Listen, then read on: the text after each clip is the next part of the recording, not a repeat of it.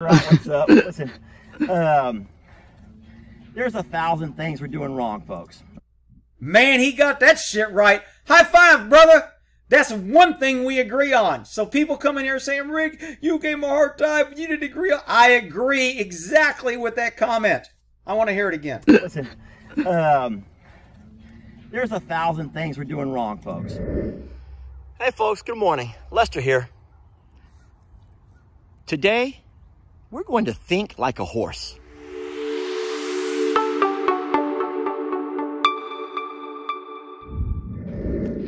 Guys, I'm out taking a little walk with Miss Dixie this morning. And I'm laughing to myself because a lot of folks let us know. Hold up, baby. I'm sitting here laughing at myself, to myself, because I feel like I might be doing everything wrong.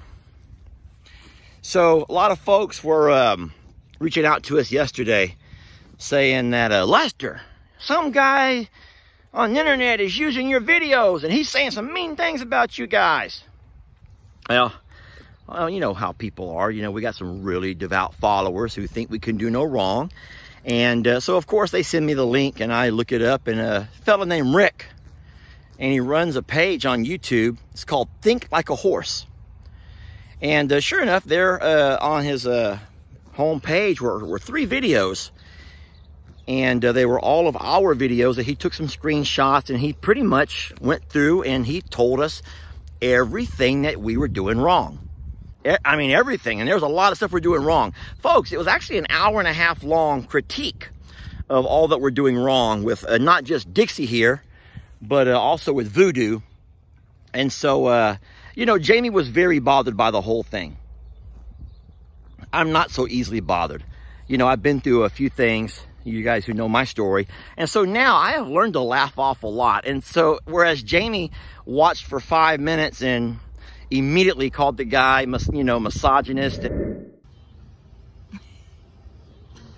Jamie says, don't make a video. I'm all sweaty and gross. Oh, and yeah. I said, Jamie, it ain't about that. He's absolutely correct. It ain't about that. And that's the problem with a lot of women in the horse world, is it's about not being sweaty and not being gross and looking pretty and having matching pink and doing all the things that really doesn't matter to a horse. And just all kinds of things. And she tuned out. I watched the entire hour-and-a-half, and I promise you, I laughed as much as I have at anything I've seen on TV or the internet in a long time. But I also learned. And this morning I thought, you know what, I'm just going to try a couple of things that Rick was talking about, and I'm just going to see for myself if there's any truth to it. So here this morning, I thought I would do one simple thing that Rick suggested. I'm not getting on Dixie's back. According to Rick, I'm way too heavy for this horse. Please. So he's saying the horse is trying to bite him, and he's shocked. I'm not shocked. The horse is saying, you're hurting me, dude. All your weight's on my back. You're too big for me. I want you to get off because it hurts. And so that's so fine. I don't know exactly what the horse weighs. Dixie has not been on a set of scales that I know of. But for my weight of 200 pounds, there's a percentage, a ratio. The horse has to weigh at least 1,000 pounds to carry me. And I'm going to guess that Dixie does not weigh that much. So I don't think I'll be doing much riding on Dixie. And I'm okay with that. I also feel like from the video, I looked too big for Dixie. So I do not want to put her through any pain. I do not want to put her through any stress. And so Rick was saying the reason that she bit me or bit at me 4 times in that last video was her way of saying, Lester, get off. You're hurting me. You're hurting me. And so, okay. Point taken, and I will no longer ride Dixie. I'm hoping that we can find someone who will ride her, though, someone smaller than me, because I think that I'm just going to take that back. I almost said I think that she wants to be ridden. I don't know if a horse wants to be ridden. I mean, horse people ride horses. I know that I feel really, I feel majestic when I get on the back of a horse. I hope that doesn't say anything bad about me. But, you know, something else that Mr. Rick was said was that these cute little halters that folks send us. A lot of them are personalized, have names and stuff on them. But Rick was talking about how all these buckles, all these shiny, pretty buckles and clips and hooks and everything else, how inhumane that is for these horses. How it may look pretty on them, may be convenient getting them on and off, but that's not at all what a horse wants to have around its face. Nice orange halter with buckles that I hate. Get yourself some nice rope halters. You'll be happy. No metal around horses. You got metal clips here. I'm big anti-metal. The reason I'm anti-metal is it hurts horse. It bangs on horses' bones. It hurts them. Would you rather wear a leather jacket, or would you rather wear a jacket made of chains and buckles that every time you moved, it hit you and it clanked on you and it was heavy? And if you bumped into something, it hurt because it was hard? Or would you rather wear something softer that gave? A rope halter and ropes with no buckles is the way to go. Okay? Rick was saying that you picture a human. You know, when you have a nice, tight, form-fitting leather or cloth jacket, how comfortable that feels compared to having some kind of armor, some kind of, you know, chain link and, you know, the things that, you know, the medieval type wear. Totally get that. Now, I'm not going to go out and buy a whole bunch of new halters because we have been sent these, and but I will take that into account, and I'll think a little bit more about it. Now, let me get to the third thing that Rick said that I was going to kind of work on this morning. Rick talked about leading a horse, and I'm going to tell you something, and I don't know how you guys feel about it, and I hope that we can all agree to disagree on some things. That's the mindset that I come from. And I'll say this. I think that Rick likes me. Rick is just a really likable kind of guy. And he was, even though he was very harsh in some areas, he was also, he seemed very likable. If I knew the guy, I would like him, even though he would annoy my friends and my family.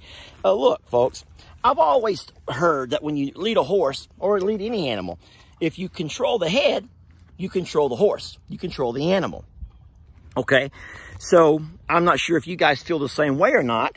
Rick was saying, though, that to lead a horse properly, you lead from the end of the rope, from down here. Again, anytime I see somebody holding a horse right here, trapping, pressure, pulling, insecure, doesn't understand a horse, makes the horse insecure, makes the horse nervous, makes the horse feel trapped.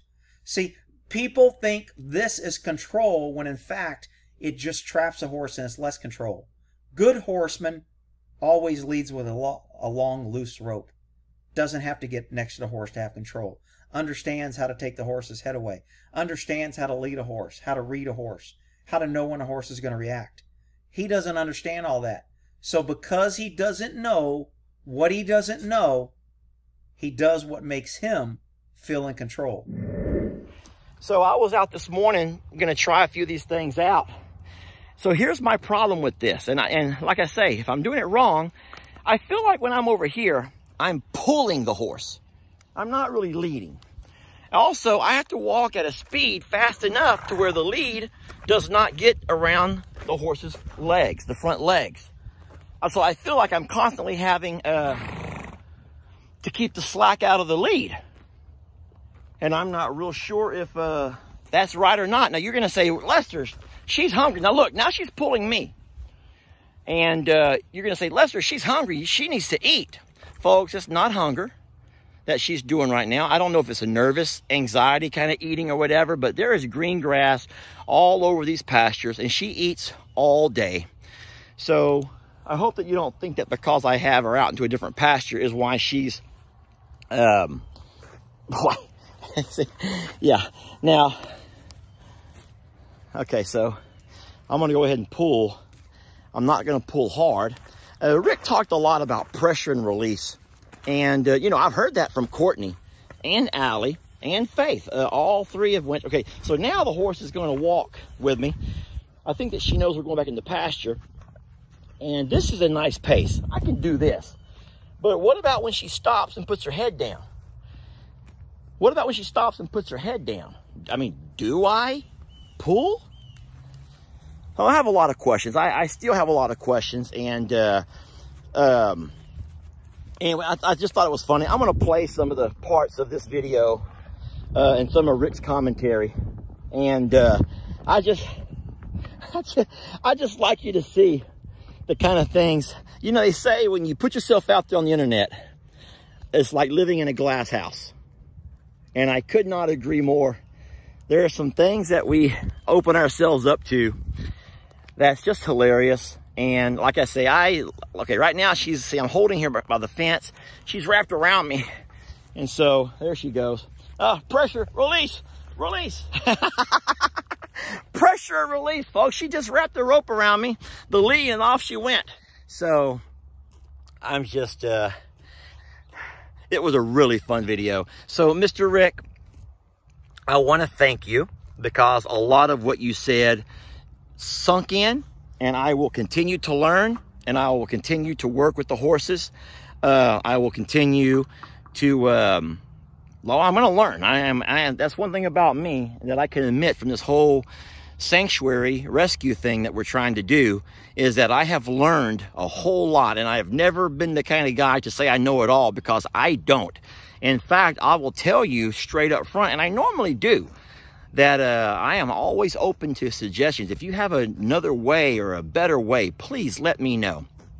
So, in saying so, here we go again. In saying so, I'm going to go ahead and end this video, but y'all enjoy some of the outtakes from Rick.